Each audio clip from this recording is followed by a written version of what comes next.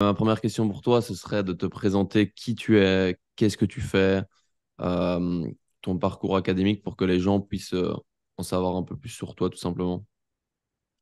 Ok, écoute Sylvain, déjà merci de m'avoir invité. Et en fait, moi, je viens pas du tout du monde du sport à la base, en formation initiale. À la base, je travaillais chez Michelin dans les usines, dans l'ingénierie mécanique, au début en maintenance et ensuite en conception mécanique. Et j'ai fait ça pendant presque 10 ans. Et ensuite, j'ai eu la chance en fait de trouver les bonnes personnes sur mon chemin et qui m'ont proposé, enfin moi, j'avais envie, évidemment, mais qui m'ont proposé de rentrer dans le monde du sport. Et c'est comme ça que j'ai commencé en 2015 par un diplôme tout banal, un BP APT. Et ensuite, j'ai continué.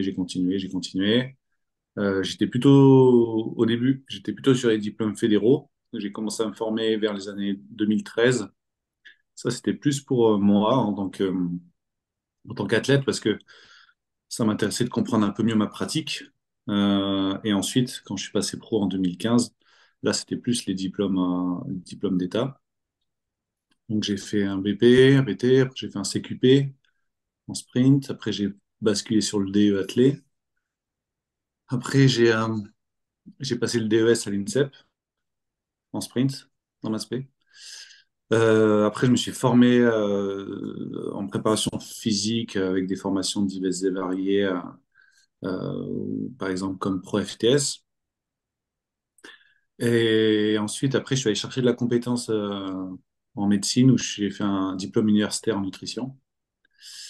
Et le dernier, c'était l'année dernière, j'étais en licence TAPS, entraînement sportif. Alors là, c'était pas forcément pour aller chercher la compétence, mais c'était plutôt en fait pour me remettre en question sur le métier de préparateur physique que j'ai commencé en 2020-2021. Et pour aussi avoir les prérogatives de la carte professionnelle, parce que j'étais assez qualifié dans tout ce qui était sprint, mais j'avais pas forcément de prérogatives en prépa physique, et ça me dérangeait un petit peu de, voilà. Déjà, juste en termes de contrôle, c'est bien d'avoir les bonnes prérogatives sur ta carte pro. Il y en a beaucoup, même dans les sports de très haut niveau en France, qui n'ont pas les prérogatives qui n'ont pas les bonnes prérogatives sur leur carte pro. Il faut essayer de jouer le jeu et montrer l'exemple. Et ce diplôme-là, STAPS, je l'ai fait en VAE parce que j'avais pas l'envie de retourner à l'école sur les bancs et que je voulais aussi refaire une rétrospection sur un petit peu comment je voyais la préparation physique et me poser des questions. Donc Mhm. c'est super intéressant de faire une VAE parce que du coup tu te remets en question avec l'expérience que tu as, tu dis ah ça c'était pas si mal ce que je faisais, ah ça c'était pas génial en fait parce que si, parce que ça. Et voilà. Et du coup, je l'ai obtenu en juin 2023, après Ok. un an et demi de travail sur un dossier, sur des retours avec des experts, etc. Ok, trop bien. Ouais, plein de formations bah, continues au final, tout au long de Ouais, en ta fait, moi, carrière. je le prends. Évidemment, en France, c'est vraiment très contraignant notre métier parce qu'on doit avoir une carte pro et par rapport à des pays, je trouve qu'on doit être le seul hein, dans l'Europe à être aussi contraignant. Et d'un côté, c'est bien parce que ça montre une compétence. En tout cas, alors souvent, tu peux être à la compétence de ton diplôme, donc il faut aller voir ailleurs, il faut faire d'autres choses. Il faut lire des livres, il faut se former, il faut aller voir les bonnes personnes parce que tu peux pas tout savoir et il y a des personnes qui savent. Donc, il faut aller voir ces personnes-là. Et c'est aussi bien de rencontrer des gens où tu te rends compte qu'ils s'en savent un peu moins ou qui pensent savoir et qui savent pas.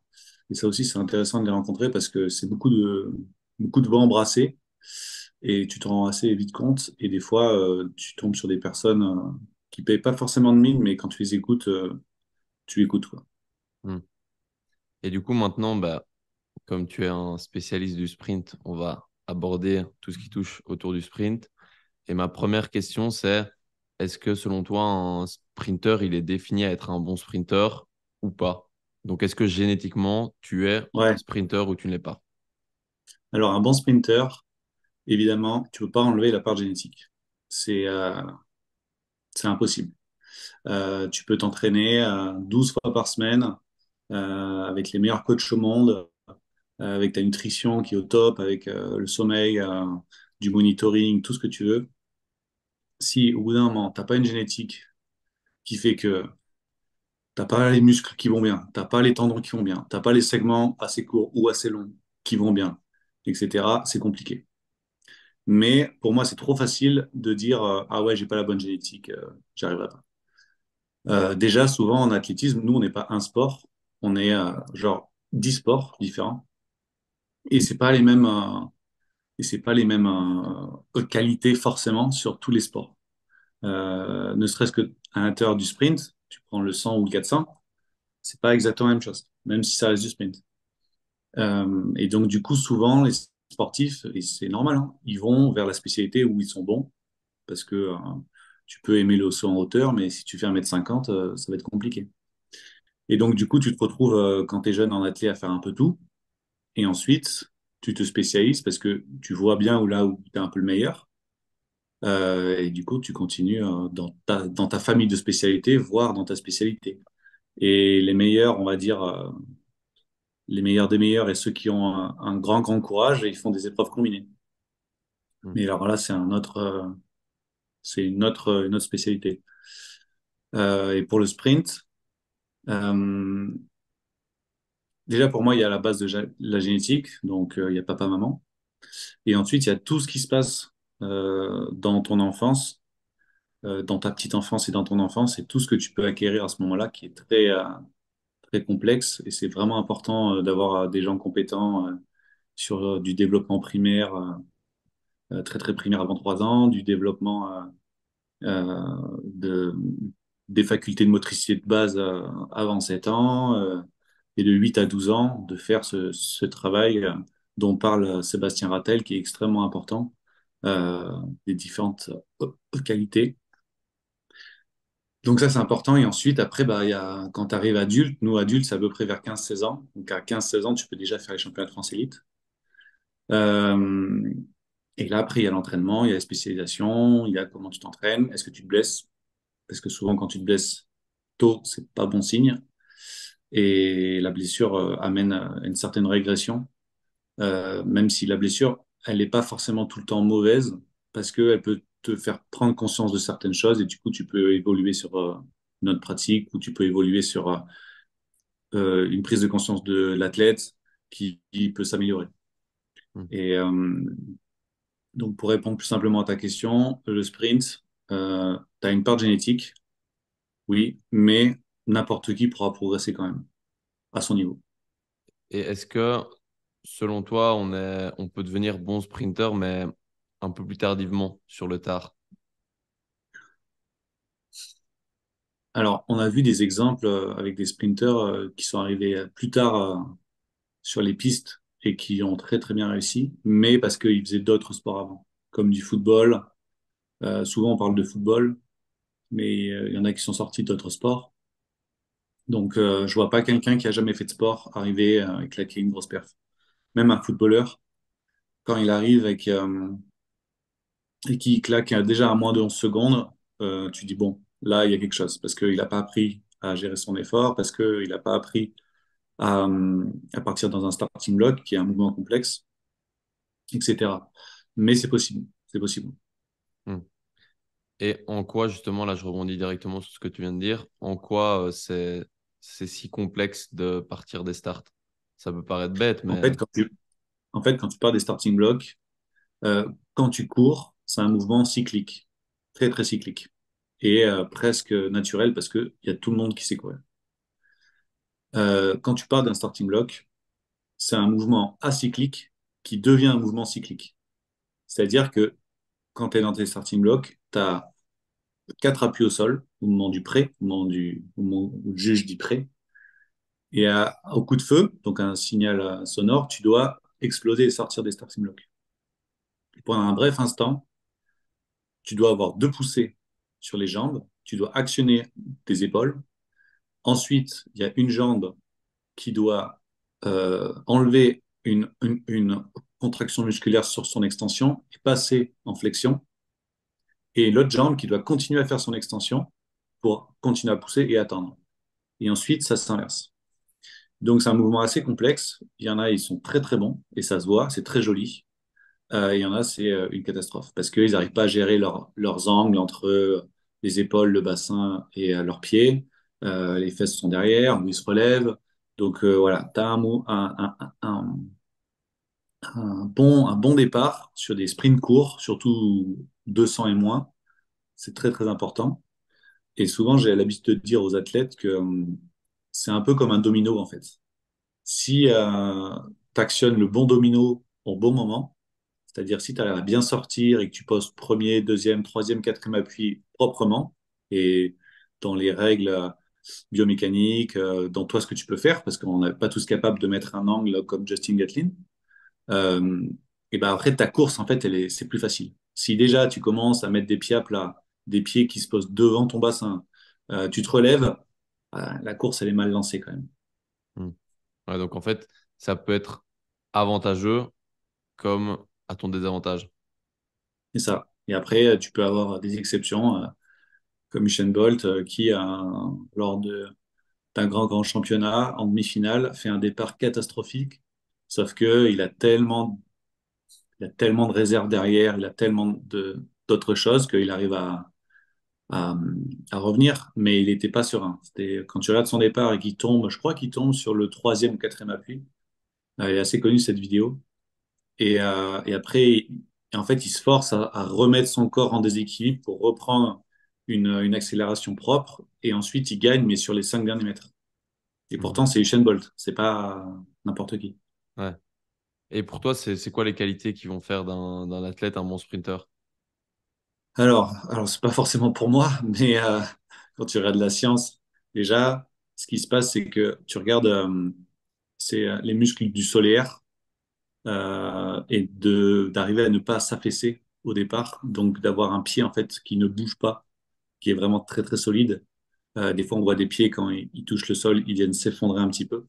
Donc, il n'y a pas que le solaire, hein. Il y a le tendon d'Achille, il y a la raideur du tendon d'Achille, il y a la force de la voûte plantaire, il y a la force de la luxe. Bon, mais déjà, quand tu as un solaire qui est puissant, ça aide. Euh, En fait, je parlerai d'abord du mouvement du starting block et après le mouvement où tu poses ton premier appui. Au starting block, il faut que tu aies tes pieds vraiment très à plat dans les starting blocks, un peu comme si tu voulais faire un squat jump. C'est un peu la même intention. Et il faut avoir cette intention auprès du juge de lever le bassin et de commencer déjà, un peu comme en ISO, de commencer à appuyer dans tes starting blocks et c'est tes épaules qui te retiennent. Et au coup de feu, c'est un peu comme si tu lâchais en fait un ressort. Il faut tout de suite que tu actionnes les bras, enfin les épaules en premier, et que tu continues à pousser dans tes blocs, de manière à jaillir des starting blocks. Et on le voit, il y en a peu qui arrivent à le faire parce qu'il faut avoir les capacités physiques de le faire, mais il y en a, ils jump au départ, ils arrivent à jumper, et ensuite à poser le premier appui. Et d'autres qui ont plus de mal, et en fait, tu vois qu'ils font une première foulée, la jambe arrière, elle vient se poser devant, et ils commencent à courir. Mhm. Et du coup, de base, démarrer dans les starting blocks, ça a quel intérêt? Ça a l'intérêt d'avoir un angle de corps plus prononcé. C'est-à-dire que quand tu es debout, tu peux pas accélérer. Il faut forcément que tu viennes incliner ton corps vers l'avant pour accélérer, même quand tu joues au football, tout le temps, ou au basket, etc. But du jeu, c'est d'avoir une chute, donc un angle de corps qui est le plus horizontal possible, pour chuter. Et la chute fait que ton corps il va être obligé de rattraper cette chute en mettant beaucoup d'intention et beaucoup de force horizontale vers l'arrière, pour que toi tu ailles vers l'avant. Et donc le starting block, euh, quand tu regardes les sorties, donc des fois il y a des super images où il y a des athlètes qui sont jambes tendues en triple extension et ils ont le genou levé vers l'avant, bah, tu regardes les angles, c'est des angles qui sont proches des 45 degrés. Et donc cet angle-là, il faut le garder le plus longtemps parce qu'à chaque appui, l'angle que tu as à ton premier appui va augmenter un tout petit peu à chaque appui, jusqu'à que tu sois vertical et que tu avances à vitesse maximale. Mhm. Après, donc là, tu parles de 45 degrés. Faut pas non À plus peu tomber près. dans Ouais. trop être incliné et au final, Non, bah, que tu tombes. tu tombes, exactement. Et souvent, quand tu veux trop en mettre, ce qui se passe, c'est que tu veux te sécuriser parce que tu sais que tu n'as pas les capacités de vitesse, de contraction musculaire, de force à mettre dans le sol. Et ce qui se passe, c'est que tu vas poser ton pied devant ton bassin, pied à plat. Et si tu fais ça, tu te relèves. C'est-à-dire que de manière biomécanique, ton pied, quand tu pars, soit il doit être, donc c'est-à-dire les orteils, hein, vraiment, parce que nous, le talon, il touche jamais le sol, hein. Il n'y a qu'un tiers du pied qui touche le sol. Euh, Au moment, enfin, c'est assez simple, hein, quand tu regardes une pointe, une chaussure à pointe, tu regardes où il y a des clous, bah voilà, nous, on touche le sol là-dessus. Et même au début, il y a un certain qui met tellement d'angles qu'ils ont juste les deux pointes de devant qui touchent le sol. On voit une vidéo de Bromel où son pied, il est presque à 90 degrés par rapport au sol. C'est impressionnant. Il a juste les deux clous de devant qui accrochent, tout le reste, ça avance. C'est très, très impressionnant. Et, euh, et en fait, tu dois poser ton pied soit sous ton centre de gravité, soit légèrement derrière. Si tu le poses devant, tu vas avoir une certaine phase freinatrice, ok? Puis une phase de soutien, puis une phase de propulsion. Le but du jeu, c'est d'enlever les freins et d'avoir presque aucune phase freinatrice. C'est presque impossible, mais c'est l'idée. Plus tu vas poser ton pied devant, plus tu auras une phase freinatrice. Donc le but du start, c'est je tombe, je pose mon pied dessous, voire légèrement derrière moi, et je rattrape ma chute. Et je fais que rattraper ma chute. Et là, ça accélère très très fort. Mhm. Ouais, ok, je vois. Et du coup, on sait que dans un sprint, il y a plusieurs étapes durant le 100 mètres. Est-ce que déjà tu peux expliquer ces différentes étapes et est-ce que on arrive à bosser ces différentes étapes séparément ou on est obligé de bosser globalement? Alors, première question, différentes étapes. Alors souvent dans la littérature, tu vas voir, il y a trois grandes étapes. Mais pour moi, il y en a un petit peu plus. Les trois grandes étapes dans la littérature, c'est accélération, vitesse maximale et la décélération. Pour moi, c'est un petit peu plus complexe. En tout cas, je le vois comme ça. C'est, pour moi, première étape, tu as tout ce qui va être lié au starting block, au juge, euh, au temps de réaction, à la contraction musculaire dans tes starting blocks quand tu fais ce mouvement acyclique. Donc ça, c'est une première étape pour moi. Ensuite, tu as une deuxième étape qui commence, qui est l'accélération, qui commence quand tu poses ton premier appui au sol. Et dans l'accélération, tu as deux accélérations. Tu as une accélération linéaire, qui est une accélération extrêmement brutale, et tu regardes les courbes, c'est vraiment très, très droit. Et à partir d'un certain point, tu as une deuxième accélération, où là, la deuxième accélération, elle va commencer à se courber pour atteindre progressivement une vitesse plateau, une vitesse maximale. Après, tu as la vitesse maximale, que tu ne peux pas tenir très très longtemps, que tu peux tenir 2, 3 secondes. Certains, Marcel Jacob, pas très très bon partant, mais arrive à tenir sa vitesse maximale plus longtemps. Et après, tu as la décélération, mais on ne fait pas exprès de décélérer. C'est juste que physiologiquement, bah, il y a moins d'ATP-CP. Et du coup, bah, le corps, sur un 100 mètres, il chute un petit peu. Et tout le monde chute, même Usain Bolt. Il y a des stratégies pour chuter cette vitesse le moins possible, parce que souvent, c'est la fréquence gestuelle qui diminue. Et du coup, comme cette fréquence gestuelle elle diminue, il faut arriver à contrecarrer ça et de manière automatique, on augmente légèrement l'amplitude. C'est-à-dire qu'on a à vitesse maximale, on a une fréquence optimale et une amplitude optimale. Et quand on n'a plus les moyens d'avoir une très très haute fréquence et que cette fréquence de manière normale, elle chute, le corps vient augmenter l'amplitude pour arriver à contrecarrer ça et chuter le moins possible. Je rappelle que la vitesse, c'est l'amplitude de ta foulée entre ton pied droit et ton pied gauche, etc. Multiplié par la fréquence en hertz, c'est-à-dire le nombre de pas à la seconde. Et si je te donne un exemple très bateau, qui est un peu faux, mais très bateau, si tu fais une foulée de 2 mètres et que tu as une fréquence de 5 hertz, c'est-à-dire que tu arrives à faire 5 mouvements à la seconde, 2 fois 5, 10 mètres secondes, 36 km heure. Voilà. Hmm. Ok. Et donc ça, c'était pour répondre à ta première question. La deuxième question, tu peux me la rappeler? Est-ce que justement ces différentes phases, tu peux les bosser séparément? Alors oui, il y en a, il y en a, c'est plus dur que d'autres. Par exemple, la première phase qui est tout ce qui est starting block, tu peux presque le faire sur un banc ou tu vas sur une application où avec tes mains, tu dis aux personnes quand vous entendez un bruit, hop, vous claquez dans les mains, vous claquez dans vos doigts, vous faites un mouvement de bras. Donc ça, c'est juste pour travailler le temps de réaction. Après, pour sortir des starting blocks et pour faire ce mouvement qui est juste unique, bah là, tu peux le faire. Par exemple, tu peux sauter sur un tapis. Il y en a qui sont pas fans de ça parce que ça oblige les athlètes à avoir des grands angles qu'ils ne pourront pas réitérer plus tard. Mais au moins, ça peut essayer de comprendre comment prendre la tête, mettre la tête, le corps, l'intention des bras, etc. Moi, j'essaie plutôt de faire ça avec un tapis, mais quand on a posé deux foulées, une, deux, trois foulées. Et après, tu as l'accélération. Ça, c'est assez simple à travailler, soit en contre-résistance, soit normalement. Et parfois, ça peut faire en assistance, mais c'est plus rare. Et par contre, tu as la vitesse maximale. Et la vitesse maximale, bah, pour la travailler, tu es quand même obligé de passer par l'accélération. Donc, c'est là où il faut être malin pour travailler certains domaines de ta course.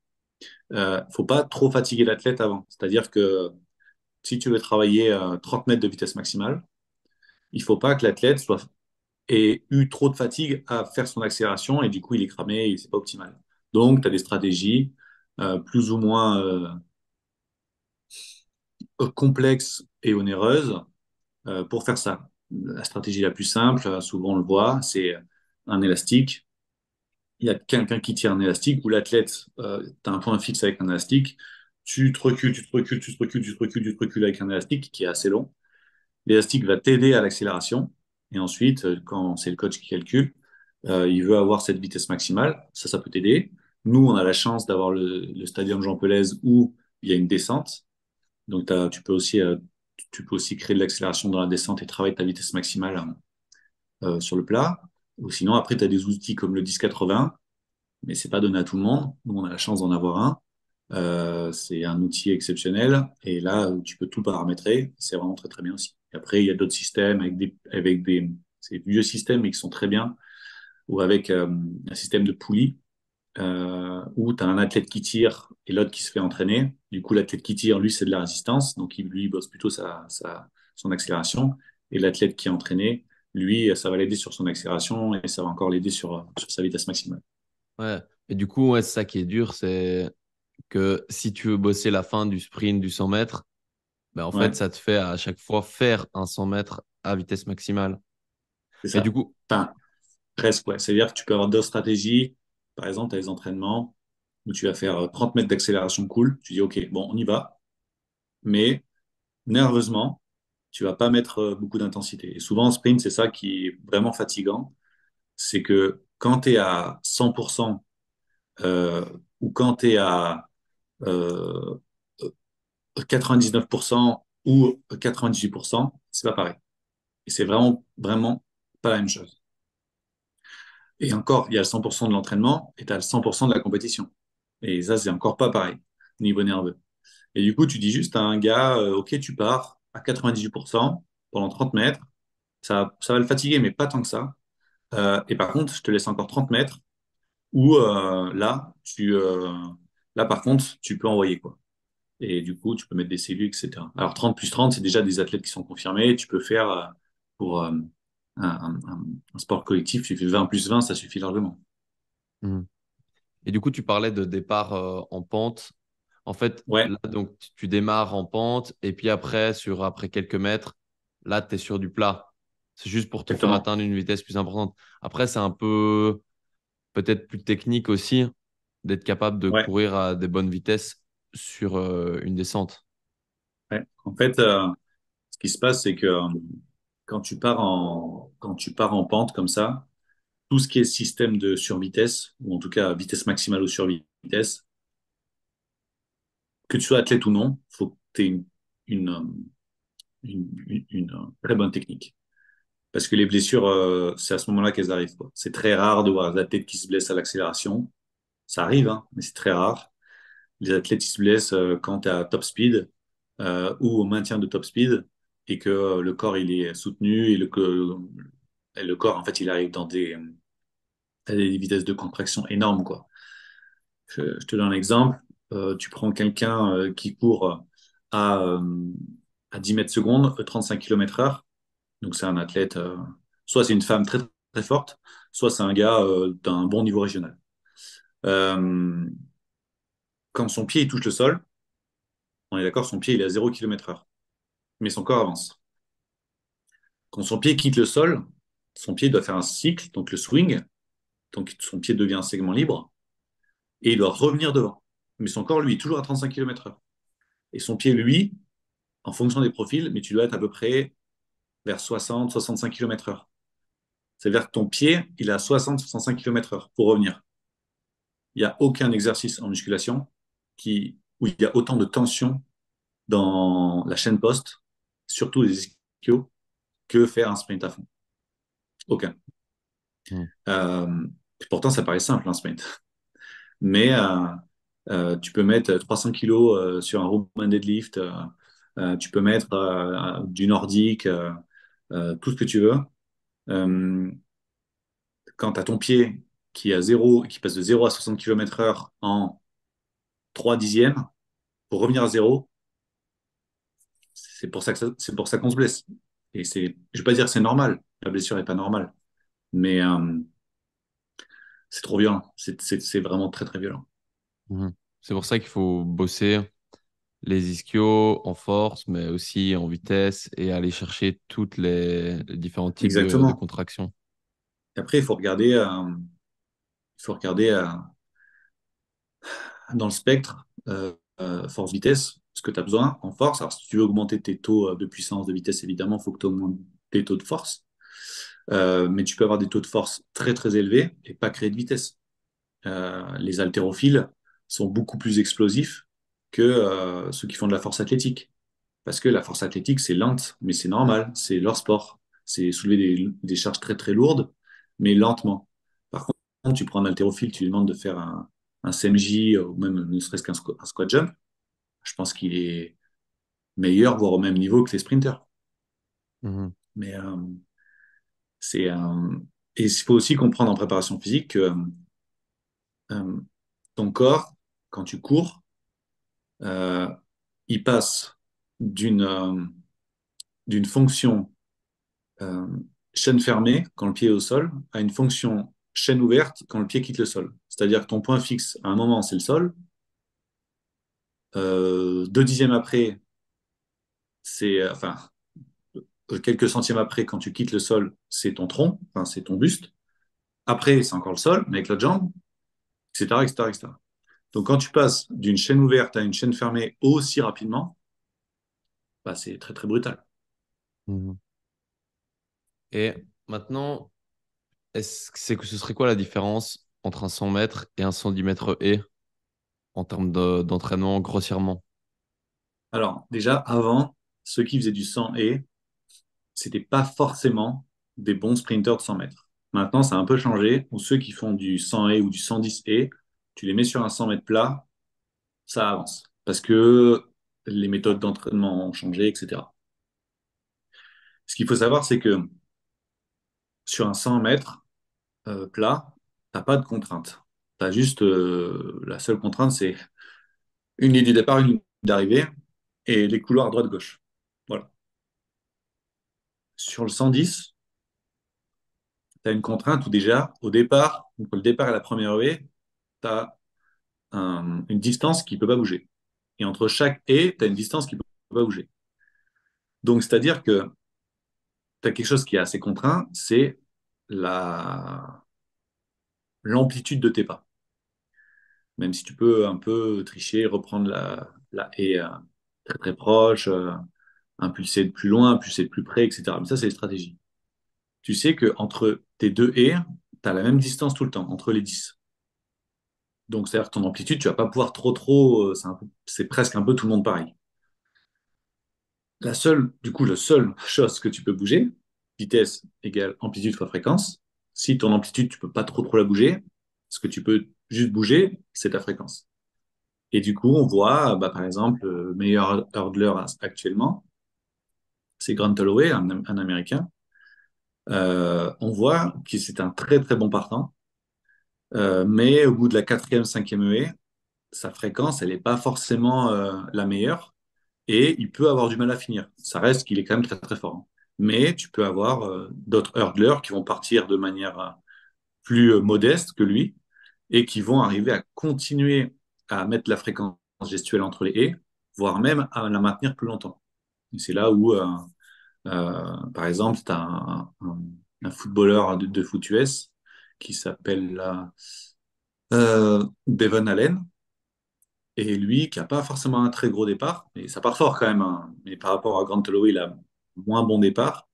Par contre, il arrive à bien tout le temps remettre sa fréquence et à maintenir ce cycle. Tatatam, c'est une musique, hein, c'est vraiment une musique. Et il a déjà battu Holloway, mais c'est pas la même stratégie. Grant Holloway, c'est un mec qui est sur les 10-15 premiers mètres devant Noah Lyles ou les meilleurs, ou même qui doit être à la bataille avec, euh, qui doit être à la bataille avec les meilleurs sprinteurs mondiaux. Quand tu regardes ses départs, c'est vraiment impressionnant. Souvent, en course, on entend est-ce qu'il faut courir en antéversion, est-ce qu'il faut courir en rétroversion. Au final, quelle position, peut-être le bassin en position neutre, quelle position le bassin doit-il avoir en course, en sprint? L'intention, c'est d'être en rétroversion, même si mécaniquement et au niveau anatomique, t'es pas tout le temps en rétroversion en fait. Tu peux être en neutre, repasser en antéversion, mais l'intention, ça reste quand même la rétroversion. Si tu es en rétroversion, ça laisse la possibilité mécanique d'avoir le fémur en flexion euh, qui puisse monter. C'est-à-dire que si ton fémur est plus libre vers l'avant, bah, ton genou il peut monter. Il y a deux conséquences à ça. La première, c'est que si ton genou il monte, tu as plus de place devant, c'est-à-dire qu'en l'air, en l'air, tu peux rien faire. Tu peux pas créer de force, tu peux rien faire. Euh, quand tu crées de la force au sol, enfin quand tu veux avancer, c'est quand ton pied est au sol. Quand ton pied n'est pas au sol, tu peux pas avancer, tu peux rien faire. Sauf qu'en fait, en l'air, c'est pas vraiment du temps perdu, parce que même si un objet quand il est en l'air, il peut pas créer de force, tu peux préparer la suite. C'est-à-dire que tu peux préparer ce qui va se passer après. Soit tu peux te mettre dans des bonnes conditions, soit tu peux ne pas te mettre dans de bonnes conditions, de manière biomécanique. C'est un peu comme l'effet domino, quoi. Si le domino, la largeur entre les deux dominos, ça va pas, bah, ça va peut-être pas bien se passer après, quoi. Donc, si tu as de la place, c'est-à-dire si tu arrives à monter le genou, tu sais que plus le genou il est haut, plus tu as de la distance entre le pied et le sol, parce que le pied il est lié au genou, plus tu as de la distance entre le pied et le sol pour ensuite remettre de la force. Si tu es en cycle arrière, c'est-à-dire si tu as le bassin antéversé, tu as moins de place pour arriver à mettre de la force. Parce que, donc, tu sais, en cycle arrière, c'est les gens qui courent avec les pieds bien vers l'arrière. C'est ce qui se passe en demi-fond, hein. En demi-fond, c'est très, très économique. Il faut faire ça, hein. Il faut surtout pas courir en rétroversion en demi-fond. Avec les genoux hauts, hein, ça n'a aucun intérêt parce que c'est beaucoup plus demandeur d'énergie. Mais en demi-fond, tu regardes, ils font le cycle et le pied, en fait, au moment, avant qu'ils se posent au sol, ils n'ont pas beaucoup de place pour créer de la force. En fait, ils posent, plient haut et ils renvoient. Alors qu'en sprint, le but, c'est d'avoir beaucoup, beaucoup d'espace pour que quand le genou il est en haut, le pied il est aussi très haut. Et là, tu as le temps de mettre le maximum de force vers le bas avant que ton pied touche le sol. C'est un peu comme si tu étais en boxe et tu mettais ton poing à 10 centimètres du visage de ton adversaire et tu tapes, ou tu mets ton poing ici et tu tapes. Et ben, l'impact, ça va pas être le même. Et Mm. ben, en sprint, c'est pareil. Donc ça, c'est la première explication. Et la deuxième explication, c'est que si ton bassin il est pas bien rétroversé, et ça se voit beaucoup chez certains sprinteurs qui sont vraiment vers l'arrière, si ton bassin il n'est pas bien rétroversé, en fait, ton extension de hanche elle va se faire principalement avec tes ischios et avec tes lombaires, alors qu'elle devrait se faire avec tes fessiers. Et quand tu vois des fémurs derrière qui sont avec des angles genre comme ça, les prépas physiques, ils savent que une extension de hanche avec un bassin neutre, c'est 15 degrés. Donc, si tu vois des fémurs derrière qui sont à 45 degrés, c'est pas une extension de hanche. C'est une extension du rachis par les lombaires. Donc, en fait, tu travailles pas. Et les lombaires, ils sont pas là pour faire de l'extension de hanche. Et l'extension Ok. de hanche, c'est les fessiers. Et les ischios. Mais les fessiers, hein. Et du coup, un autre point, c'est quand tu lèves le genou justement pour attaquer, ta cheville, elle est relevée aussi, Ouais. plutôt que baissée pour justement frapper le sol et pas s'écraser simplement. En fait, la cheville, tu vois, si mon avant-bras, c'est mon tibia et ça, c'est ma cheville, si tu laisses ta cheville molle comme ça, au moment où tu es arrivé dans le sol, et ben en fait, ton pied va venir s'écraser parce que il y a pas assez de tension Attention, ouais. dans ce mollet et dans le tendon d'Achille. C'est ce que, c'est ce que Franz Bosch appelle le slack. C'est-à-dire qu'en gros, il y a un slack. Toi, c'est mou, quoi. Si tu contrecarres ça et tu viens étirer les tendons, quand tu vas poser au sol, ça va tout de suite être en tension et tu vas pouvoir renvoyer, quoi. Ça va être solide. C'est pour ça qu'il faut garder cette cheville bien costaud.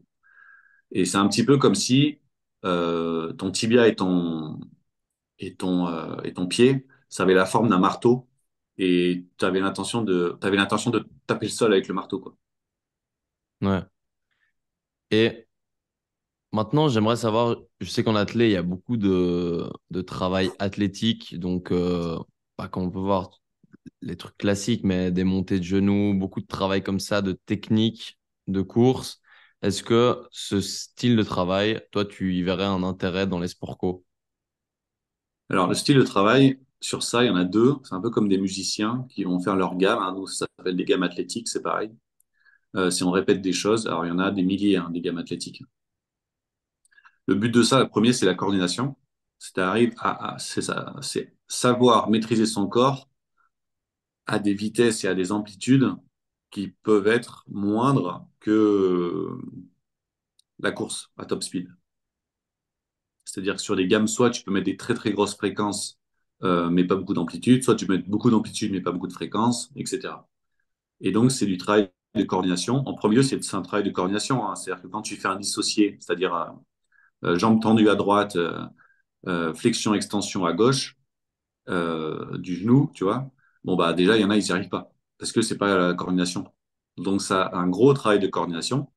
Mais ce travail de coordination-là, il sert aussi à transférer le fait que quand tu es à des très hautes vitesses, tu puisses soit savoir passer en cycle arrière, passer en cycle avant, euh, mettre de la fréquence, mettre de l'amplitude, euh, savoir armer ton pied ou pas armer ton pied, ou automatiser des choses. Donc, ça peut être intéressant. C'est intéressant de faire ces gammes-là, mais c'est pas parce que tu fais pas ces gammes-là que tu peux ne pas courir vite, quoi. Ouais. Mais c'est intéressant sur la coordination. Donc, ouais, même tout ce qui est... Parce que, par exemple, est-ce que, tu vois, la technique de bras, moi, je sais qu'il y a des joueurs, bah, limite, ils courent au bras tendu ou ils font juste Ouais, une extension, mais juste de l'avant-bras, mais tu vois, genre ouais, bras tendu et ça fait juste extension de l'avant-bras, tu vois. Mais est-ce que ça vaut la peine de... Je dis pas qu'un joueur de sport co, pour moi, doit pas spécialement être tout le temps dans l'axe et tout ça, propre comme un sprinter, parce que il y a des phases de jeu où il le sera pas, tu vois. Si tu prends le c'est rugby, ça. déjà, le gars, il a un bras qui Exactement. prend le ballon. Mais est-ce que quand même apprendre à avoir une technique dans l'axe ben, pour vraiment avoir ces sensations. Et puis oui, le jeu fera peut-être en sorte que tu seras pas tout le temps dans cet axe-là. Mais est-ce que pour toi, ça a un intérêt de faire quand même un petit travail là-dessus, tu vois, sur la coordination des segments libres? Ouais. Bah alors, sur le terme global, c'est-à-dire sur les gammes athlétiques, de faire ce travail-là, c'est intéressant. Alors, encore une fois, il faut que le sportif adhère. Parce que souvent, en sport co, c'est beaucoup de jeux. Nous, en athlé, c'est pas du jeu, hein. On s'amuse pas, hein. Il y a pas de. Tu vois, à part les perchistes un petit peu qui s'amusent, mais parce que la perche, c'est fun. Mais sinon, c'est pas marrant de courir, quoi, en soi. Ça peut donner du plaisir, mais c'est pas marrant. Donc, pour moi, c'est intéressant d'avoir ce travail de coordination. Mais nous, on peut faire le travail de coordination et de gamme pendant 1 heure, hein. Tu peux faire des gammes pendant 1 heure. Je peux te faire une séance lactique de gamme, par exemple. Tu fais 100 mètres de montée de genoux, à la fin, tu es lactique, hein. Donc, tu peux jouer avec beaucoup de choses. Et c'est assez spécifique, en fait. Ça reste de la préparation physique, parce que c'est pas la tâche, mais ça reste du spécifique. Donc pour les sportifs, pour moi, pour les sportifs de sport co, c'est intéressant, mais il faut qu'ils adhèrent au projet et il faut pas les faire pour les faire, en fait. Parce que si tu les fais pour faire plaisir au prépa physique ou au coach, et que tu as ta pointe de pied qui est comme ça, que tu as ton genou qui est pas propre, etc., ça n'a pas d'intérêt. Et sur ta question sur les segments libres, bah, les segments libres, ils sont extrêmement importants parce que c'est ce qui t'allège et c'est ce qui te fait que tu rajoutes du poids quand tu cours. Parce que les épaules et les bras sont liés à la jambe opposée. Donc, d'un côté, ils vont t'alourdir et d'un côté, ils vont t'alléger. Donc, pour moi, c'est extrêmement important, ces bras, et ça peut vraiment être, euh, être une évolution sur la hanche. Mais tu vois, quand je te disais pied-hanche, number one, vraiment, si tu maîtrises pied-hanche, déjà, si tu as compris que la course, c'était de la plio et qu'il fallait être sur l'avant du pied, sur les phases d'accélération brutale, hein. Si un basketteur, il attaque talon pour se remettre dans l'axe parce que tu vois, il se replace et tout, pas de problème, quoi. Mais ensuite, ouais, il y a toute cette ceinture scapulaire qui est extrêmement importante parce qu'elle est liée à la hanche. Et si c'est bloqué dans cette ceinture scapulaire, bah, en fait, ta hanche, elle va être bloquée. En fait, faut vraiment le voir comme un ensemble. Si tu as un endroit qui bloque, bah, toute ta chaîne, elle est bloquée, quoi. Hmm. Donc, quand tu dis ton gars, en fait, j'imagine qu'il faisait ça, Ouais, même pas. Il court bras tendus et il y a juste une légère, il est là et il fait que des petits mouvements comme ça, mais voilà. en étant bras tendus, tu vois. Donc, c'est pas du tout. Là, c'est vraiment pas efficace, tu vois. Donc, tu regardes déjà, alors j'ai pas vu la vidéo de ton sportif qui fait ça, mais déjà, je suis sûr que c'est un sportif qui court extrêmement en fréquence et très, très peu en amplitude. Ouais, il y a moyen, ouais. Donc, Faudrait tu que je vérifieras. refasse attention, ouais. Parce que toi, tu vois quoi? Toi, tu vois ce qui te choque. Parce qu'en fait, nous, les coachs, les prépas, on a une sorte d'image parfaite, tu Hmm. vois, une sorte d'ombre qu'on met sur le sportif. Des fois, il faut s'enlever un petit peu ça. Mais si toi, tu dis, ouais, normalement, le bras, il doit être comme ça, blabla. Et donc, tu vois ton sportif qui fait juste ça, tu dis, ah, il y a un problème. Sauf qu'en fait, le problème, ok, il peut venir de l'épaule, mais c'est surtout qu'il ne transmet pas de force dans sa hanche. Parce que si tu fais juste ça, bah, l'épaule, elle bouge pas. Si l'épaule, elle bouge pas, la hanche opposée, elle bouge pas. Donc, ça veut dire que si la hanche opposée, elle bouge pas, ça veut dire qu'il est en fréquence. C'est-à-dire qu'il court par sa fréquence. Il court pas par son amplitude. Et du coup, et en vrai, ouais, quand j'y pense, je pense que justement, c'est un grand, mais qui fait des très petits pas. Mais du coup, en fait, tu vas faire une correction sur sa fréquence, augmenter la distance de pas, du coup, pour justement avoir un impact Alors, sur le haut. le sprint, en fait, c'est très facile. En fait, c'est plein, plein de trucs très, très faciles qui font un truc très complexe. Euh, le sprint, la vitesse, c'est l'amplitude multipliée par la fréquence. Voilà. Bolt, c'était à 12,5 mètres secondes et c'était 2 mètres 80 de foulée par 4,2, 4,3 Hertz. Donc, c'est-à-dire 4,2 foulées à la seconde. Il y en a qui font plus, mais ils vont avoir des foulées plus petites. Mais en gros, c'est ça. C'est un peu bateau, mais tu vas avoir un petit sprinter, vraiment tout, tout petit, qui a une très grosse fréquence. Il va courir à 5 Hertz, ce qui est énorme, 5 Hertz. Il fait des foulées de 2 mètres, ça fait 10 mètres secondes. 10 mètres secondes, c'est un mec qui court à 36 km heure. C'est un mec qui va faire à peu près environ 11,00, tu vois, à peu près. Donc, tu regardes le sportif, tu te dis, OK, il court plutôt en fréquence, en amplitude. Les sportifs, les footballeurs, je prends un exemple, quand tu les regardes courir, j'ai pas vu un seul footballeur qui court en amplitude. Ils sont tous en fréquence. C'est-à-dire que quand je prends mon calcul vitesse égale amplitude fois fréquence, bah, ils vont vite parce que le chiffre de ce calcul-là, fréquence, ils l'ont mis à fond, quoi. Tu vois, ils l'ont poussé vraiment à fond, à fond, à fond. Mais l'amplitude, il n'y en a pas. Donc, faut garder la fréquence, c'est très très bien, faut surtout pas leur enlever. Par contre, si tu veux progresser, progresse dans l'amplitude, quoi. Au lieu de faire des foulées d'1,50 m, fais des foulées d'1,70 m, tu verras qu'avec la même fréquence, bah, ta vitesse maximale, elle va augmenter. Et même ton accélération. Après, il faut peut-être garder des foulées pas trop grandes Parce que tu es sur un petit terrain et t'es pas à l'abri de devoir changer de direction Alors, et qui est plus simple de faire ça ça quand tu c'est as des petites deux, foulées. ça c'est vrai. Quand tu veux accélérer, il faut que tu montes, faut, faut monter son centre de gravité. Alors, c'est un peu dur à comprendre parce que quand tu accélères, tu as un angle, mais même si c'est un angle, donc il faut que tu sois aligné, mais il faut que ton bassin soit haut dans l'angle. Hmm. Ça, c'est un peu dur à voir. Mais tu peux t'écraser tu peux bien arriver à t'écraser en étant à l'accélération. Quand tu es à vitesse maximale, ça se voit, ceux qui sont hauts et ceux qui sont bas, tu vois. Mais même quand tu accélères, il faut être haut, mais avec un angle. Et en fait, ceux qui arrivent le mieux, moi je le vois surtout au rugby, ceux qui arrivent le mieux, c'est ils arrivent à élever leur centre de gravité quand ils accélèrent, et avant le combat, avant un plaquage ou avant un évitement ou avant un changement de direction, ils descendent le centre de gravité pour être plus bas par rapport au sol. Et ensuite, ils réaccélèrent et remontent le centre de gravité.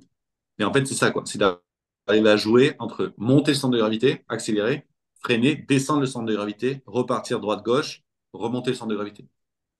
Et souvent, en fait, ils sont tout le temps en bas, quoi. Et les seuls qui arrivent vraiment, qui sont pas spécialistes, on va dire, il y a Damien Penaud. Il arrive très très bien à le faire, Damien. C'est pour ça qu'il arrive à faire si tu regardes, des changements de côté exceptionnels, parce qu'en fait, il arrive à avoir un bassin très haut et un centre de gravité très haut. Ensuite, il arrive à le redescendre très bas, à le remonter très haut. Pour moi, c'est un des meilleurs joueurs sur le top 14 en termes de technicité de course. Donc Après, si, t'as des anciens sprinters qui courent, surtout au rugby à 7, par exemple aux États-Unis. Tu as les anciens sprinters qui courent. Donc là, les autres, ils n'ont aucune chance, en fait. Il n'y a aucune chance parce qu'il y a une telle technique et une telle facilité que même si tu es extrêmement fort et tout, tu peux pas le rattraper. C'est un peu comme si je comparais euh, à un enfant qui a fait de l'haltéro toute sa vie et qui a une technique parfaite, pourtant qui ressemble à ça, mais qui a une technique parfaite, avec un crossfitter qui a commencé l'haltéro à 30 ou 35 ans. Tu vois, tu peux pas comparer en fait. du coup, si je résume bien, euh, si tu es dans un sport co, donc quand tu accélères, faut que tu aies cet alignement, cet angle d'être bien Ouais, droit, tout en cherchant à t'agrandir et à monter le bassin bien haut. Mais quand c'est tu es ça. sur une phase de changement de direction, là où du coup tu as une décélération, tu descends ton centre de gravité pour être plus proche du sol et être plus rapide sur le changement de direction. Mais dès que tu as fait ce changement de direction, tu dois rechercher à t'agrandir et à prendre de la hauteur du coup. C'est ça. C'est les travaux, c'est exactement ça. Et Franz Bosch l'explique très bien dans ses travaux avec son hip lock ou avec ses rotations de hanches pour repartir d'un côté. Donc, pour tous ceux qui sont intéressés par les changements de direction et les accélérations sur les sports collectifs, je vous conseille de vous tourner sur les travaux et les livres de Franz Bosch. Et c'est exactement ça en fait.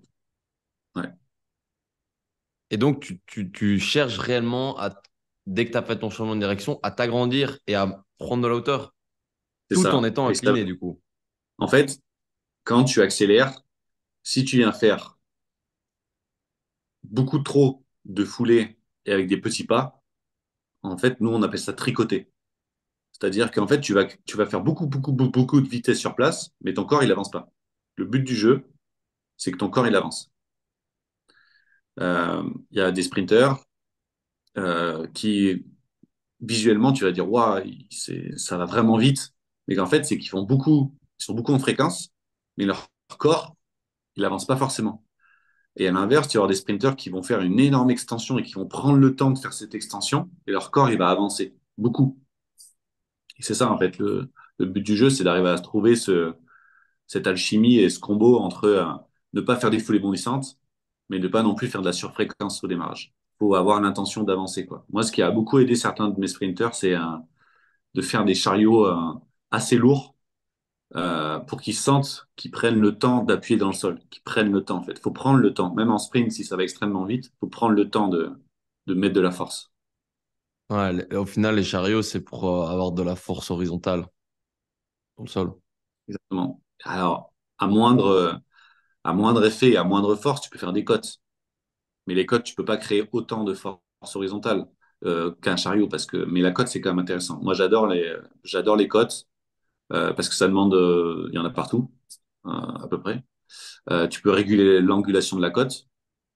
Plus elle va être plate, plus tu seras proche de la vitesse maximale. Plus elle va être penchée, moins tu seras proche de la vitesse maximale, et plus tu seras sur de la force.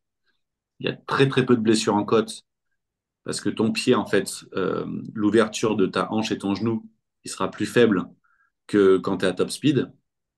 Donc tu prends le sol plus tôt. Tu as moins de phases excentriques. Donc c'est traumatisant sur le coup, c'est fatigant sur le coup nerveusement et physiquement.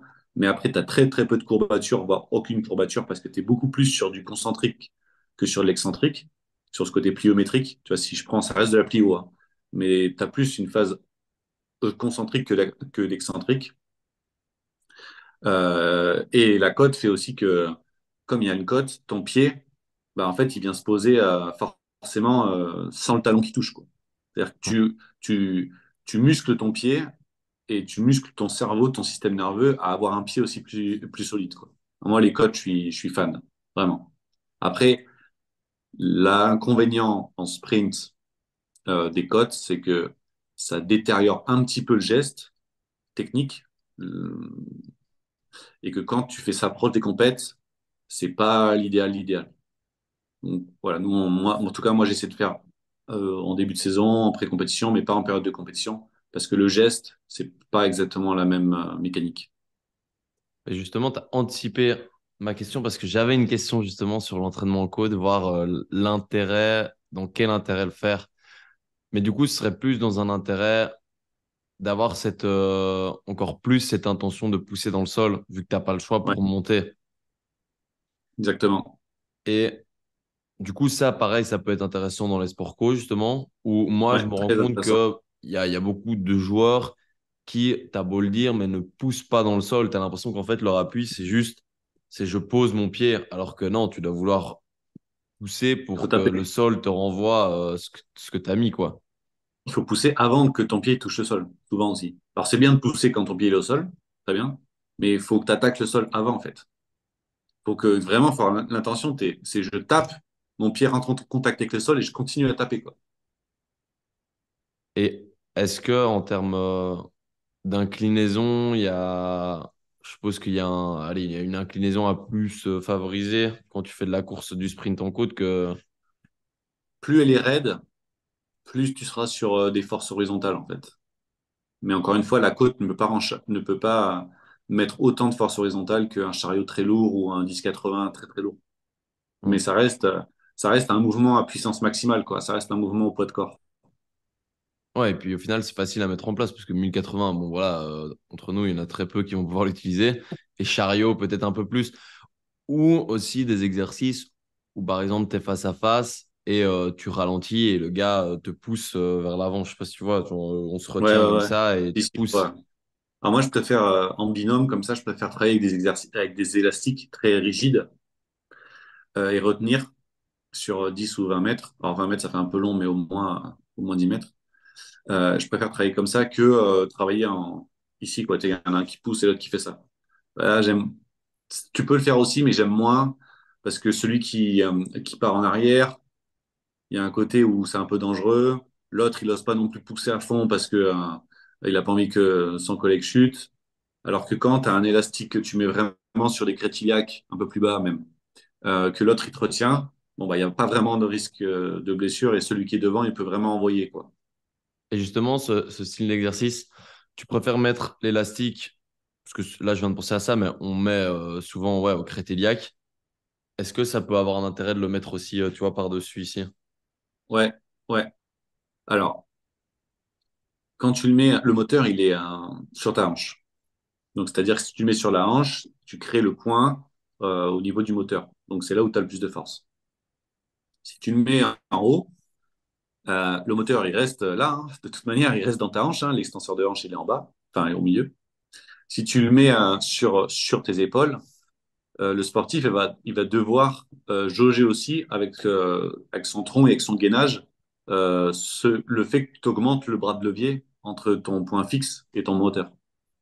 Donc ça peut être intéressant, mais il va aussi avoir un travail de gainage qui va être mis en place avec ça. maintenant, tu vois, tu as beaucoup parlé de avoir du pied. C'est un truc qu'on dit souvent dans l'athlé. Est-ce que tu fais du travail spécifique pied? Je parle en termes de renforcement pur pied, autre que faire de la plio ou quoi. Vraiment un travail Ouais. renforcement intrinsèque, extrinsèque. Qu'est-ce que tu y vois en intérêt? Alors, les travaux qui sont intéressants, c'est déjà d'avoir cette cheville qui est raide et cette cheville qui vient en dorsiflexion. Donc, avoir beaucoup de force dans les releveurs du pied, dans les jambiers antérieures. C'est pas un muscle moteur, hein, en soi, les jambiers antérieures, mais c'est un muscle qui prépare le corps à avoir une cheville costaud. Donc, si t'as des jambiers antérieures que tu testes, c'est assez facile, hein. Tu mets le gars assis, genou à 90 degrés, tu prends sa cheville, tu le tires vers le bas. Si il résiste pas, bon, bah, faut bosser ça, quoi. Donc déjà, de faire des releveurs de pied, ça, en plus, ça va solidifier cette cheville. En termes de prévention des blessures, c'est très intéressant. En deuxième lieu, renforcer la voûte plantaire. Peu importe si tu as un pied creux. Moi, j'ai vu des personnes avec des pieds extrêmement creux, mais qui avaient aucun pied, en fait. J'avais des personnes avec des pieds plats qui avaient plus de pieds. Donc, enfin, je fais attention à ça. Euh, renforcer cette voûte plantaire. Et ensuite, sur ce côté euh, force du pied à 90 degrés, avec un genou à 90 degrés aussi, force du solaire, pur en ISO, quoi. Ça, c'est intéressant. Ok, donc ouais, le solaire, tu le bosserais plus en ISO, Ouais, ISO je le bosse overcoming ou pas. ISO? Tu peux le bosser en ISO, en ISO genre 6 fois 6 secondes à 70%, si tu as un capteur, par exemple, ou au ressenti. Tu peux le bosser en ISO comme ça. Tu peux le bosser en ISO force. Je pousse à fond et j'essaie de monter mon pic de force le plus haut possible. Tu peux le bosser en explosivité, même si pour moi, sur ce côté-là, l'explosivité, elle a moins d'intérêt sur le solaire. C'est plus un muscle de force. Par contre, je vois pas d'intérêt tu sais, d'être debout et de faire de l'extension et de la flexion de cheville, quoi. Enfin, de la flexion plantaire et de la dorsiflexion de cheville. Je vois pas trop d'intérêt de faire de l'excentrique et du concentrique dans le mollet, étant donné que le mollet, soit au début, c'est un muscle de force pur en iso et en concentrique, soit ensuite, c'est un muscle de pliométrie. Euh, euh, et en plus, quand tu regardes la structuration interne du muscle, l'orientation des fibres, l'angulation, etc., ça reste quand même plus un muscle pliométrique qu'un muscle qu'il faut travailler en concentrique et en excentrique lent, quoi. Ok, Et, donc, et donc, faire de l'hypertrophie dans les mollets, plutôt travailler la raideur du tendon d'Achille. donc les mollets, que ce soit gastrocnémien ou solaire, tu bosserais plus en force max ou ISO plutôt que de faire un tempo sur du concentrique et de l'excentrique. Ouais, exactement. Ok, Exactement. intéressant. Et après, quand tu fais de la pliométrie au-dessus de petites haies, par exemple, tiens, où tu fais tu sais, tu peux faire des contrebas ou des contre-hauts, bon, bah là, tu es sur de la plio, tu travailles ton pied, hein. Tu peux Ouais, travailler aussi ton pied dans le sable. L'intérêt du sable, c'est que même si c'est une surface instable, tu augmentes le temps de contact au sol parce qu'en fait, le sable, il doit se tasser. Et donc, du coup, tu as plus de temps de contact au sol. Donc, c'est intéressant. C'est un peu comme travailler sur de la pelouse, c'est une surface instable. Mais du coup, en fait, ton pied, quand il se pose, tu auras un temps de contact au sol plus long, évidemment, parce que la pelouse, elle va te renvoyer la force moins qu'un tartan. Mais c'est intéressant aussi de travailler sur cette pelouse à des vitesses un peu plus hautes, même en pointe, parce que tu vas avoir euh, euh, toute cette cheville en fait qui va venir se bloquer, se mettre en équilibre, avoir des temps de contact au sol plus longs, renvoyer. Ça, c'est intéressant aussi. Moi, j'aime beaucoup travailler euh, dans le sable en début de saison, après sur l'herbe, etc. Et même sur des séances assez lentes, tu vois, c'est des 70% de la vitesse maximale, c'est lent, hein, 70% de la vitesse maximale. Pour un mec qui court en 11,0, c'est 16 secondes au 100 mètres. C'est lent, hein, tu vois, mais ça reste quand même le tout début, vraiment le tout début du sprint, vraiment. Donc, travailler sur cette pelouse, c'est vraiment très intéressant. Mais dans C'est quel plus but, doux. dans quel intérêt tu dis tu pousses plus longtemps au sol? C'est quoi? C'est pour encore avoir cette notion de je pousse fort dans le sol? Ouais, et c'est aussi pour avoir la connexion et le temps de créer plus de force, quoi. Le temps de créer plus de force. Et ensuite, quand tu vas revenir sur des surfaces très, très rigides, comme les pistes d'athlétisme, euh, si tu as pris le temps de pousser, tu auras un transfert de j'ai poussé dans le sol. Quand j'ai quelque chose qui va me renvoyer, je vais avoir cette rigidité, quoi. En fait, c'est toujours une côté de spectre, euh, je, je pars un peu du spécifique, ou je pars très très loin du spécifique et je reviens, etc. Et maintenant, en termes plus de musculation, quel travail tu priorises, toi, pour des sprinteurs? Alors, un, travail de plio du pied, unipodal, bipodal, etc. Et en deux, travail d'extension et de flexion de hanche. Et Et en encore une, termes... Vas-y. et encore une fois, il faut comprendre la mécanique de la course, qui est un enchaînement de chaînes ouvertes et chaînes fermées. Et quand tu comprends que la course, c'est un enchaînement de chaînes ouvertes et chaînes fermées, c'est plus facile ensuite de savoir quoi travailler en musculation. Donc, tu fais les deux. Ça dépend ça dépend quelle articulation. Parce que... Si tu veux être spécifique ou pas, tu peux ne pas être spécifique. Mais du coup, comme tu es en chaîne ouverte avant de poser le pied au sol, Ouais. donc tu ferais de la chaîne ouverte sur les fléchisseurs d'hanches. Euh, bah, oui et non, parce que quand ton pied il est au sol, ton genou il commence à monter. Donc là, tu es en chaîne fermée et tu deviens en chaîne ouverte quand ton pied il quitte le sol. Donc en fait, oui et non. Oui et non. Et C'est pareil, plus, par exemple, si je prends un exemple plus facile, euh, quand ton pied quitte le sol, t'es d'accord que tu as la jambe qui revient. Donc ce qu'il faut savoir, c'est que un mec qui court à 10 mètres secondes, son pied quand il est au sol, il est à 0 km/h. On est d'accord? Il se pose, 0 km/h. Le gars, il avance à 10 mètres secondes. Et donc le pied, il faut qu'il aille devant. Évidemment, il faut qu'il aille plus vite que 10 mètres secondes. Et le pied, il va à peu près à 16 mètres secondes. 16 mètres secondes, je crois que ça doit faire 60 km/h. Comme ça. 60-65 km/h. Faut que je repasse faire 16 fois 3,6. Donc, le gars, il avance à 10 mètres secondes et le pied il revient devant à 60-65 km/h. C'est normal que. C'est normal. Non, c'est pas normal, mais c'est logique que des fois, il y a des blessures aux ischios. Et 60 km/h, tu- sur les blessures aux ischios, il n'y a aucun mouvement en musculation qui demande autant de contraintes sur les ischios et sur les fessiers qu'un sprint à vitesse max. C'est-à-dire que tu peux faire des exercices, des nordiques, du leg curl, du swing, du RDL. Tu peux faire des trucs. Il n'y a rien qui sera aussi traumatisant en termes de force, de tension dans les tendons, les muscles, tout, que le top speed. Rien. Parce que c'est trop brutal en fait. Ça va trop vite. c'est pour ça que ça peut avoir un intérêt de faire, certes, du sprint pour la prévention des ischios. Ce, Exactement. Jean-Benoît Morin, justement, promouve ça.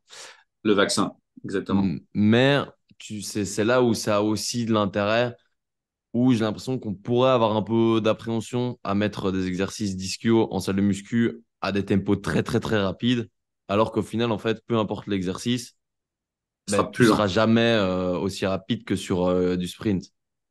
Tu seras plus lent. Tu seras plus lent. Même si tu fais par exemple tu fais un RDL avec une barre assez légère et tu te laisses tomber vers l'avant, tu freines très très fortement, tu remontes, mais tu n'iras jamais aussi vite. En plus, tu as deux jambes. Nous, on est à une jambe. Euh, C'est vrai qu'on a souvent T'imagines, peur de ça, hein. ton pied il touche le sol et tu as une jambe. La tension qu'il y a dans l'ischio, elle est énorme. Après, tu regardes, hein, est-ce qu'il y a déjà un athlète que tu as eu ou que tu as vu, toi, qui s'est pété les ischios en salle de muscu. Ça doit exister, hein. Ça doit exister. Mais par contre, on connaît tous quelqu'un qui s'est déjà pété les ischios en courant. Ça, c'est sûr. Mm. Mais parce que si je reviens à la chaîne ouverte, chaîne fermée, ton pied, quand il touche le sol, tout devient de la chaîne fermée.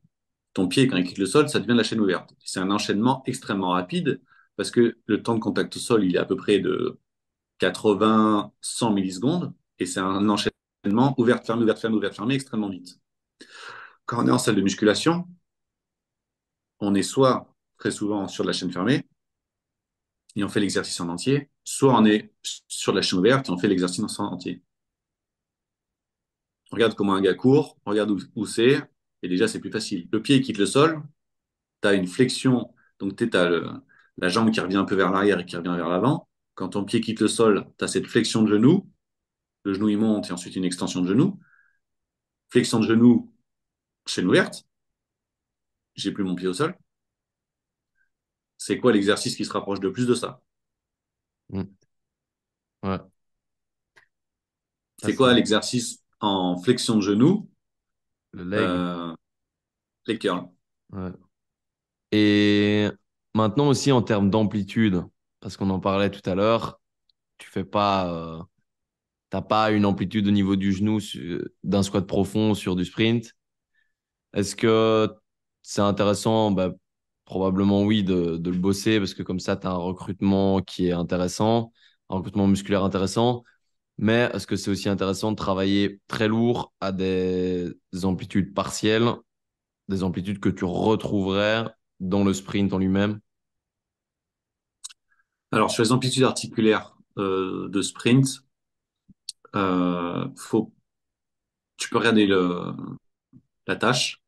Mais ce qu'il faut regarder, c'est par exemple un squat. Avant, nous, en athlétisme, on faisait beaucoup des quarts de squat ou des huitièmes de squat parce que quand ton pied il est au sol, tu es en huitième de squat.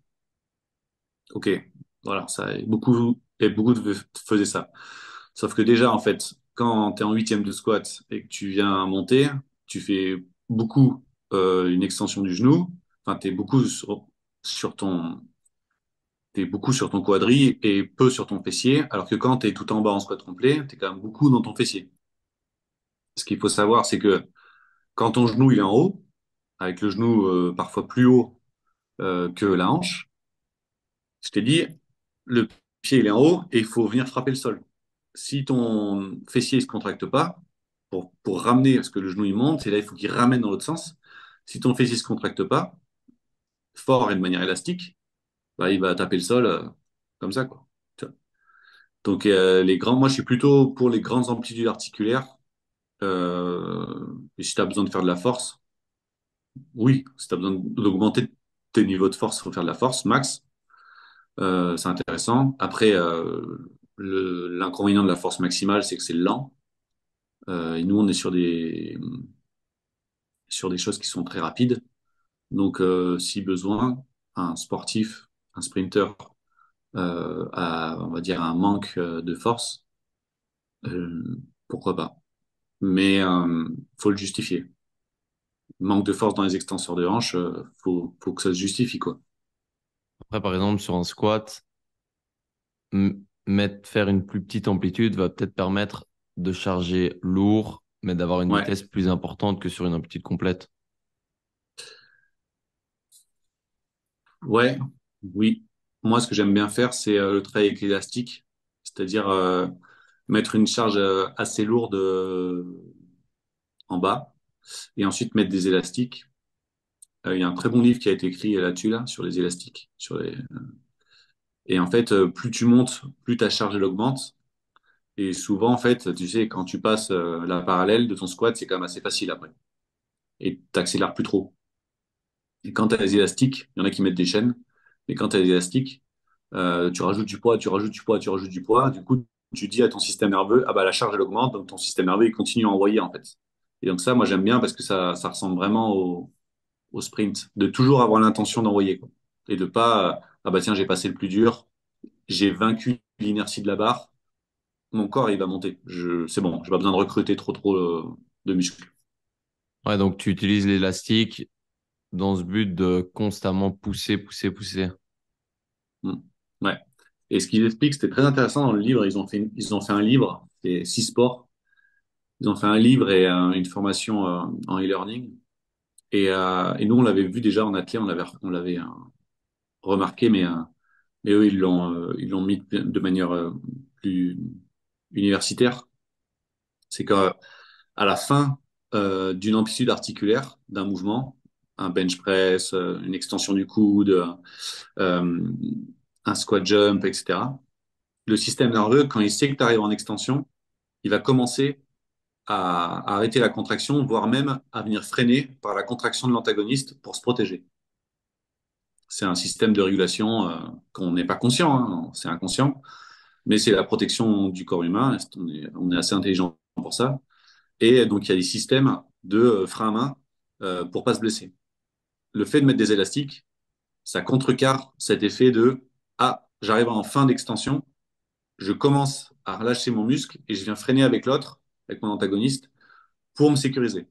Quand tu as un élastique, le système nerveux comprend que la charge augmente et du coup qu'il faut qu'il continue à envoyer la sauce. Et il y a ce système de protection en fait qui se fait moins ou qui se fait plus. Et moi j'aime bien, j'aime beaucoup ce système-là. Ouais, c'est pas mal. Et est-ce que, du coup, on l'a un peu abordé hein, tout à l'heure, mais, et pareil avec les chariots, mais tu fais aussi, du coup, sur le plan vertical de la force, mais également sur le plan horizontal. Ouais, parce que alors le plan horizontal c'est ce qui te fait avancer et le plan vertical c'est ce qui te fait tenir debout et pas t'effondrer sur ton propre poids. Et souvent ça peut être le facteur limitant, à top speed de venir s'écraser en fait sous son propre poids. Ouais, et là, on parle beaucoup de bas du corps. Est-ce que c'est important de travailler aussi le haut du corps? Bon, je me doute que oui, mais dans quel intérêt? Ou est-ce que tu es vraiment focus 80% c'est bas et que 20% c'est haut? Après, le gainage est important aussi pour avoir ce transfert bas haut du corps aussi, mais Alors, le, l'important, c'est de comprendre que la course, enfin, le mouvement en général, c'est pas mono-articulaire, c'est multi-articulaire et c'est surtout, au-delà d'être multi-articulaire, c'est que des rotations dans les 3 axes et, c'est du travail de chaîne, en fait. C'est du travail de chaîne musculaire. Si tu as un blocage là, tu vois, en haut de ta chaîne, là, ici, euh, bah, tu peux ne pas avancer, quoi. Donc, faut plutôt le voir comme un global, même si, comme je disais au début, si déjà ton pied il est costaud et ta hanche elle est bien, tu as fait quand même le gros job pour les sports co. Si tu veux aller au-delà et tu veux faire des choses comme en athlée où on vraiment va pousser très très loin, le haut du corps, il peut être facteur limitant du bas du corps. ouais, Même si le moteur, ça reste le bas du corps, bien sûr. donc faut travailler les deux, mais avec un focus quand même plus sur le bas du corps, ce qui paraît logique. Exactement. Après, c'est le bas du corps qui fait avancer, mais le haut du corps, il peut être bloqueur du système. Hmm. Et maintenant, une question que j'avais déjà posée à Anaël Aubry sur est-ce qu'il y a un intérêt à faire un peu d'aérobie chez les sprinteurs? Donc, je parle Alors, vraiment de l'aérobie, de la basse intensité. ok. J'aimerais avoir ton avis là-dessus. Euh, Déjà, faut savoir qu'on est des êtres aérobies, l'humain, et on n'est pas des bons sprinteurs. Sur le plan animal, on n'est pas des bons sprinteurs. Un chien, il court plus vite que nous, un cheval aussi. Les guépards, ça court à 110, 115 km/h. Nous, Usain Bolt, il a couru à 45 km/h. Certains athlètes top élite courent à 40 km/h. Mais la plupart des gens du lambda courront jamais à 30 km/h et il y en a qui n'arrivent même pas à courir à 20 km/h. Donc déjà, on n'est pas bon en vitesse, l'humain. On est des êtres aérobies, on respire, on utilise notre système aérobie tout le temps. Tu vois, là, j'ai pas besoin encore de créer de la force, de créer de la TPCP tout de suite. Si je me lève de mon siège un petit peu quand même. Euh, donc pour moi, l'aérobie, euh, travailler l'aérobie dans l'endurance, le seul intérêt que j'y verrais, c'est pour maintenir la saison que tu as à faire tout au long de l'année. C'est-à-dire d'arriver à avoir la capacité de faire 7, 8, 9, 10 entraînements par jour, par semaine, pardon, et d'avoir cette capacité d'enchaîner les compétitions, etc.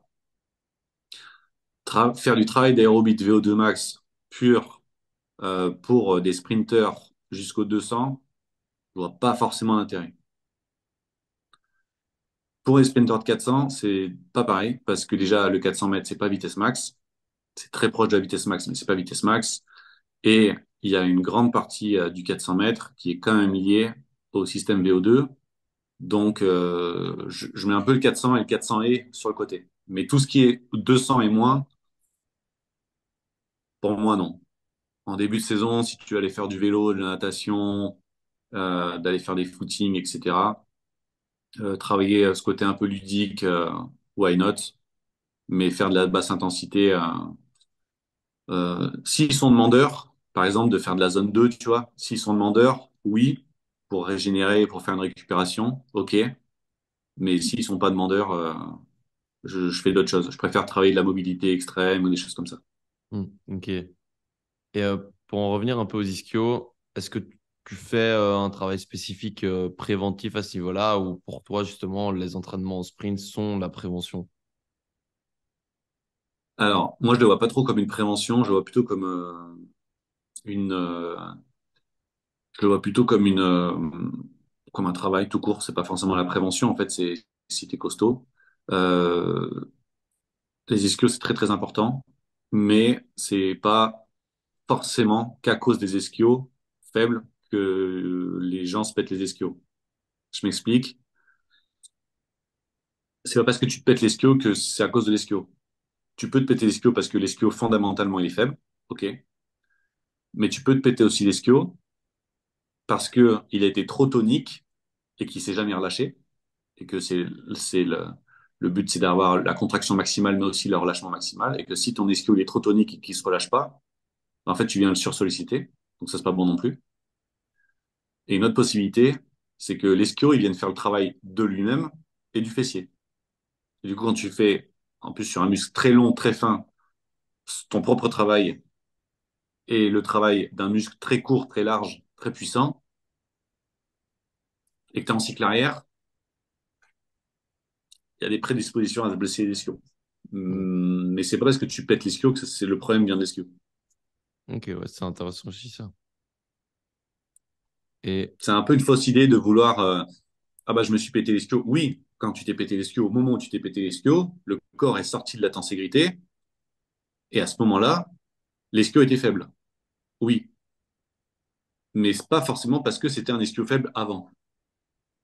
ouais, ok, ouais, faut regarder le problème de manière globale, quoi. C'est pas spécialement que l'ischio. Exactement, C'est peut-être une exactement, conséquence d'autre chose. exactement. La cause et la conséquence, attention. Mm. Est-ce que tu bosses aussi le temps de réaction? Parce que c'est aussi un point à prendre en Hmm, compte. ouais. Parce qu'au plus l'athlète réagit vite et sort des starts Hmm. rapidement au coup de sifflet. Ouais, les temps de réaction, ça se travaille. Tu peux le faire de manière très ludique et ça se travaille. Et faut faire attention parce que tu peux le faire en préparation mentale, en imagerie, c'est très très bien. Mais c'est très demandeur. Si tu le fais vraiment bien, c'est très demandeur de manière nerveuse. Donc moi, j'ai des applications sur le téléphone où tu peux faire du travail de temps de réaction avec, oui. Tu peux progresser. Et est-ce que tu fais que du travail de réaction auditif ou Plutôt, visuel aussi? plutôt. Avec les sports co, un peu de tout, visuel, auditif, sensoriel. Avec les sprinters, plutôt auditif. Ok. Eh ben, c'est toutes les questions que j'avais pour toi. Est-ce que toi, tu as d'autres choses qu'on n'a peut-être pas abordées, même si on ne peut pas tout aborder, mais auxquelles tu penses et que tu aimerais aborder? Non, ce qui est intéressant, c'est faut le voir vraiment comme une tâche complexe. Le sprint, c'est plein de tâches simples qui font que ça devient complexe et que on sait tous courir, mais que c'est pas, il y a plein de choses extérieures qui ont enlevé notre naturel, à savoir courir, principalement les chaussures. Vraiment, les chaussures, c'est vraiment une tare. J'essaie de mettre les sportifs le maximum pieds nus pour pas qu'il y ait cette amorti de cette chaussure qui est assez mauvais. Alors quand il fait beau, c'est facile, hein, t'es pieds nus sur la pelouse, c'est très agréable et c'est très facile. Quand il commence à faire de la neige ou à pleuvoir, c'est moins cool. Mais en salle de muscu, à part en haltéro pur, ils sont en pieds nus tout le temps. C'est très très important, même sur les sauts, tout. Muscler le pied, vraiment. Les chaussures conventionnelles, c'est une catastrophe. Il y a des drops trop importants, il y a des amortis trop importants. Ça va à l'encontre, ça va à l'encontre en fait de, de notre corps. Alors évidemment, tu vas faire une sortie longue, un trail de 10 km, mets des chaussures. Mais sinon, si le sol il est safe, mets pas de chaussures, quoi. Enlève les chaussettes, enlève tout et travaille juste, ou en tout cas si tu veux travailler de manière optimale, chaussures minimalistes au plus proche. Pour moi, c'est vraiment important, quoi. Mm. Intéressant. J'avais fait un podcast, un long podcast sur justement le travail de pied avec Blaise Dubois, où justement il est à fond sur ça aussi, tu vois, être à fond dans le minimalisme et porter soit des chaussures minimalistes, soit pieds nus le plus possible. Bon, évidemment, de manière progressive, si tu as pris l'habitude d'avoir tout le temps des Exactement. grosses Mais chaussures. oui, c'est sûr. Et moi, tous ceux à qui j'ai conseillé, alors moi j'aime bien Altra, parce qu'Altra, ils sont quand même spécialistes du running, mais il y a d'autres marques, hein, t'as Vivo Barfoot, t'as Grundis, enfin t'en as plein des marques minimalistes. Mais tous les gens que j'ai proposé Altra, j'ai pas une seule personne qui m'a dit que ça allait pas, quoi. Pas une. Hormis que c'est pas très très joli, et encore ils ont fait des efforts au niveau esthétisme, mais j'ai pas une seule personne qui m'a dit ah c'est maintenant j'ai mal aux pieds encore plus. Non, au contraire, c'est l'inverse. Ouais, je me sens naturel, je me sens libéré, quoi. Mm. Par contre, encore une fois, je suis d'accord, progressivité, quoi. Si tu as eu l'habitude d'avoir un drop de 12 ou de 14 avec une semelle énorme, t'attaques en talon très très fort et tu fais des marathons comme ça et tu passes sur des chaussures minimalistes avec une semelle avec par exemple les Altra Escalante Racer avec drop zéro, même pas un centimètre d'amorti, c'est sûr tu vas faire une tendinite au minimum. Mm. Inflammation de la boule plantaire, une tendinite, c'est sûr, c'est sûr, c'est sûr. Parce que la progressivité sera pas respectée. Ouais. Mais en tout cas, il faut aller vers là, quoi. Il faut aller vers ce côté pieds nus, quoi. Moi, des fois, ils font des lignes droites pieds nus. De toute façon, dans tout, il faut être progressif, sinon ça n'ira Exactement. jamais. Il faut que le temps que ton corps s'adapte. Exactement. Donc voilà. Ok, bah écoute, top, hyper intéressant. Parfait. Franchement, ça me fait plaisir d'avoir pu échanger avec